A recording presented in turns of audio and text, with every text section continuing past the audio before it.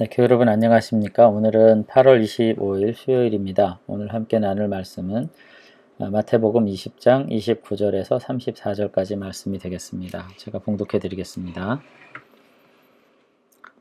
그들이 여리고에서 떠나갈 때에 큰 무리가 예수를 따르더라. 맹인 두 사람이 길가에 앉았다가 예수께서 지나가신다 함을 듣고 소리질러 이르되 주여 우리를 불쌍히 여기소서 다윗의 자손이여 하니 무리가 꾸짖어 잠잠하라 하되 더욱 소리질러 이르되 주여 우리를 불쌍히 여기소서 다윗의 자손이여 하는지라. 예수께서 머물러 서서 그들을 불러 이르시되 너희에게 무엇을 하여 주기를 원하느냐. 이르되 주여 우리의 눈 뜨기를 원하나이다. 예수께서 불쌍히 여기사 그들의 눈을 만지시니 곧 보게 되어 그들이 예수를 따르니라. 아멘. 네, 오늘 본문에는 두 맹인을 고치시는 예수님의 이야기가 지금 등장을 하고 있고요. 물론 이 이야기가 예수님께서 정말 역사적으로 예루살렘으로 올라가는 마지막 순간에 두 맹인을 고치셨다. 뭐 이렇게 할 수 있겠습니다만, 이제 앞의 이야기들과 이제 연결된 구조를 우리가 생각하면서 볼 때, 예루살렘이라고 하는, 그러니까 예수님을 이제 적대시하는 곳이죠. 메시아를 죽이고자 하는 이와 같은 순환적 상황을 눈앞에 둔 상황에서도 제자들은 예수님의 고난과 죽음의 의미를 깨닫지 못했고요. 제자가 과연 어떤 것인가에 대해서도 이해하지 못하고 있었다는 이야기와 연결이 되는 거죠. 제자들이 지금까지 예루살렘을 향한 여정을 통해서 배워온 어떤 메시아의 진정한 모습, 그리고 그 메시아의 제자된 자들의 참된 가치에 눈뜨지 못했다는 것에 대한 어떤 그 경고, 어떤 유비가 지금 여기 담겨 있습니다. 마지막에 맹인을 등장시키면서 결국은 제자들이야말로 눈이 가려진 자들, 그리고 예수님을 통해서 눈을 뜨게 된 이후에야 무언가 깨닫게 될 자들이라고 지금 아마도 마태는 지금 이야기하고 싶은 것 같아요. 그리고 실제로 이 이야기가 마가복음 10장에서도 이제 바디메오라는 한 존재를 통해서 나오는 것을 통해서 볼 때, 물론 이제 마태복음에서는 두 명으로 지금 나타나고 있습니다만은 역사적으로 실제로 존재했던 사실인 것 같고요. 다만 마태는 그의 편집을 통해 가지고 예수님의 제자들과 이 맹인을 비교하면서 눈 떠야 될 제자들에 대한 어떤 독촉, 그리고 이 글을 읽는 모든 우리들이 때로는 예수님을 그렇게 가까이 따르고 쫓는다고 말하면서도 그 눈이 어두워 예수님의 가르침과 교훈을 이해하지 못한 채 그저 이렇게 물리적인 동행만으로 그치고 있는 것은 아닌가 하는 점을 아마 그 교훈하기 위한 의도가 지금 있는 것이 아닌가 하는 생각을 하게 됩니다. 마태에 의하면은 이제 두 맹인이 눈 뜨는 기적은 9장에서도 나온 적이 있어요. 그리고 거기에서도 그렇고 오늘 읽은 본문에서도 그렇고 그 맹인 두 사람은 다윗의 자손이여 라고 하는 명백한 신앙 고백을 이제 하고 있습니다.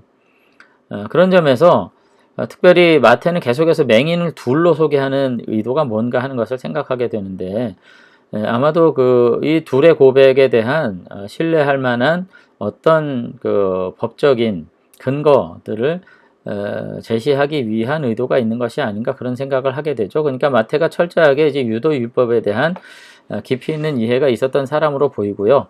그래서 거듭해서 예수님은 두 맹인을 만나면서 이들이 다윗의 자손이라고 하는 신앙 고백을 통해서 예수님이 메시아인 것을 분명히 고백하는 자들이 있었다고 그렇게 이야기를 하고 있습니다.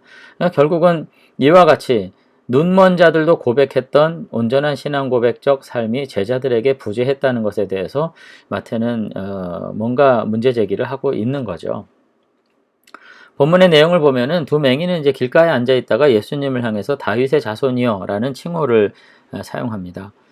여전히 길가에 앉았다가 길이라는 주제가 계속되고 있죠. 예루살렘을 향한 순환의 여정을 향한 예수님의 순종의 여정이 계속되고 있었고, 예수님은 사명을 다하시기 위해서 결국은 자신의 삶을 예루살렘 깊이 이끌고 있음을 오늘 본문을 통해서 이제 알 수가 있습니다. 그럼에도 불구하고 예수님은 이와 같은 사명의 도상에서 자신을 부르는 맹인들 앞에서 걸음을 멈추시는 거죠. 이와 같은 반응은 맹인을 조용히 하라고 꾸짖는 무리들의 반응과는 매우 대조적인 것입니다.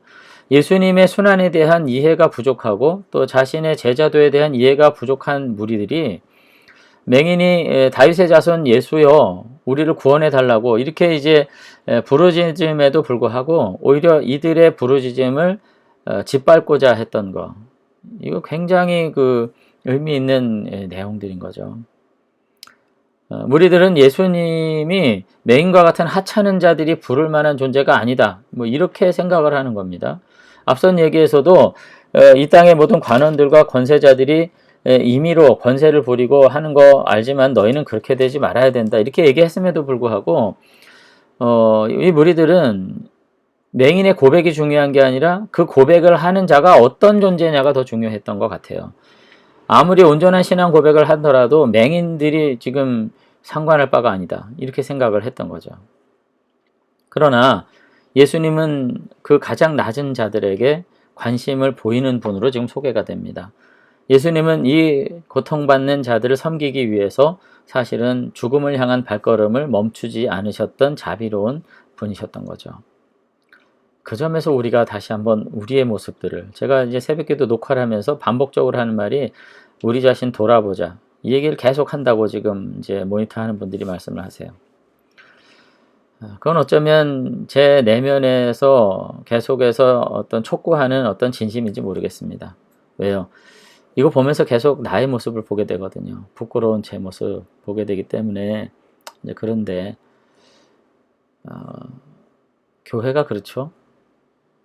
정작 믿음이 중요하다고 말하면서도 그 믿음에 따르는 고백에 관심 갖기보다는 누구의 고백인가가 더 중요한 게 우리잖아요.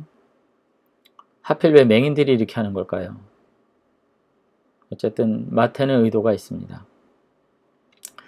계속해서 보면은 34절에 보면은 이제 치유의 과정을 굉장히 세밀하게 그래도 기술을 하죠. 그들의 눈을 만지셨다. 34절에 보면은 예수님께서 불쌍히 여기사 그들의 눈을 만지시니 곧 보게 되어 그들이 예수를 따르니라. 지금 이렇게 돼 있습니다. 맹인을 치유하는 것에 사실 중요함이 있지 않을 정도예요. 단지 장애를 극복하셨다. 그 능력이 있다. 라고 하는 사실에 의미부여하기보다는 어떻게 치유하셨다. 거기에 의미부여를 지금 마태는 하는 거죠. 그들을 치료하기 위해서 이 자애로운 손길을 거치셨다. 사용하셨다. 그들을 만지셨다. 이렇게 말씀을 하고 있는 것입니다. 이와 같이 그들의 신분과 처지와 상관없이 예수님은 일관되게 사랑으로 대하셨던 것을 볼 수 있고요. 이와 같은 과정을 통해서 제자들도 정말 치유받아야 될 존재들이라. 예수님에 대한 이해를 제고해야 될 존재들이라. 오히려 조용하라고 꾸짖었던 너희들이야말로 문제가 많은 자들이라. 오늘 그렇게 아마도 이야기를 하고 싶었던 것 같아요. 다만 말을 하지 못했을 뿐이지. 결국은 이와 같이 영적인 치료가 필요한 자들로 오늘 제자들이 등장하고 있고요.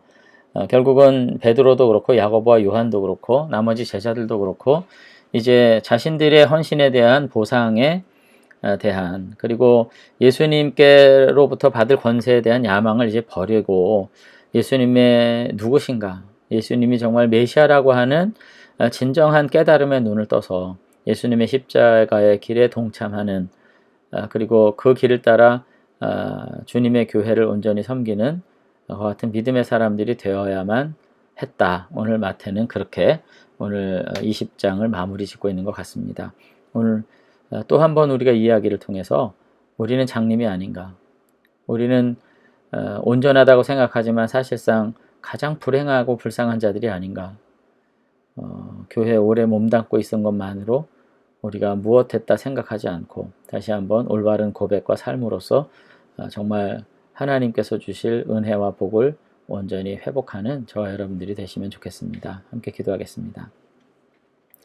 네, 하나님, 오늘 두 명의 맹인 이야기를 통해서 정말 마태가 우리에게 전하고자 하는 진심을 우리가 깨닫고 그것을 간직하게 되기를 원합니다. 오늘 제자들의 그 몰 이해를 통해서 반복되는 이 불행한 사태들을 우리가 바라보면서 우리들도 결국은 교회를 통해서 아버지의 거룩한 나라를 회복하고 거룩한 일을 하기보다는 겉도는 신앙의 문제와 몰 이해를 통해서 수많은 문제만을 양산하는 이와 같은 모습 속에 살지 않는지 다시 한번 우리 자신들을 돌이켜봅니다. 하나님 아버지, 오히려 섬기려 하고 자신을 많은 사람의 대속물로 주기 위해 오셨던 주님의 그 고백을 우리가 다시 한번 우리 고백 삼으면서 우리가 정말 낮은 자로서 겸손하게 살 때 섬김의 모습으로 아버지 하나님의 거룩한 제자됨을 세상 가운데 온전히 살아내는 참 믿음의 사람 되도록 축복해 주시옵소서. 오늘 하루도 주님께서 그와 같은 기대로 우리와 동행해 주실 줄로 믿사오고 예수님 이름으로 기도드리옵나이다. 아멘. 네, 오늘 하루도 다시 한번 주님의 제자로서 믿음 안에서 우리에게 주어진 삶에 대해서 새로운 믿음의 가치로 우리의 삶을 섬기고 회복해내는 저와 여러분들 되시면 좋겠습니다. 감사합니다.